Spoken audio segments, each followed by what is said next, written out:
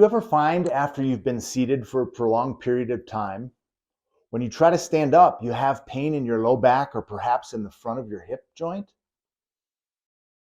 After being seated for prolonged periods of time, either at your desk or perhaps it happens during a long road trip where you've been seated in your vehicle for an extended period of time, that the hip flexors get very short and tight.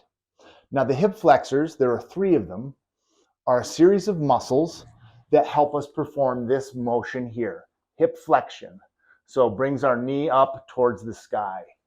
And these muscles in that seated position get very short and tight. And sometimes they get a little bit weak or what we call inhibited. They get a little bit turned off. Now, the origin of this muscle, particularly the iliopsoas, is that it attaches on the 5 lumbar vertebrae. So 1, 2, 3, 4, and 5. It attaches on all of the intervertebral discs between the vertebrae.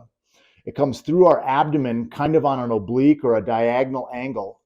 It comes directly across the hip joint and it inserts on this tubercle here, which is our femur, and it helps us flex our hip. Now, when we've been seated for prolonged periods of time, the hip is flexed in this position. The muscle gets very short and tight so that when we go to stand up, oh boy, that muscle really pulls, and it tends to pull through the front of the hip socket. But it can also cause undue tension on the lumbar spine by pulling it forward. So it takes our pelvis and it can kind of dump it forward and create discomfort here in the back of the spine. So this is a perfect example of where the pain or the discomfort that we're feeling may not necessarily be coming from the location, but it may be coming from dysfunction a little bit further away.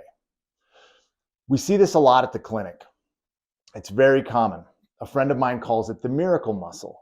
And the reason he calls it the miracle muscle is because that often when we can get that muscle to release, we can get tremendous relief. We treat it by assessing it appropriately. So we have a series of orthopedic tests that really help us narrow down what structures we're dealing with. In this case, it tends to be very muscular in nature. In some cases, it's more connective tissue, such as ligamentous structures, or in some cases, the hip joint itself is dysfunctional and arthritic and degenerative. But we have a series of tests that we perform here in the clinic to help rule in or rule out tight hip flexors.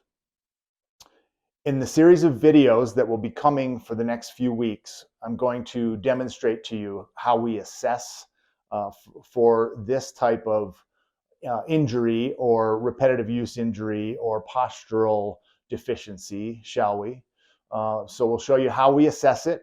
I'm going to show you how we treat it, and I'm going to give you some tools on how to take care of it for yourself at home. I'd like you to thank you for taking the time to watch the video today. It really means a lot that you take time out of your busy schedule, and hopefully we'll have some really great content coming to you soon. Thanks for watching.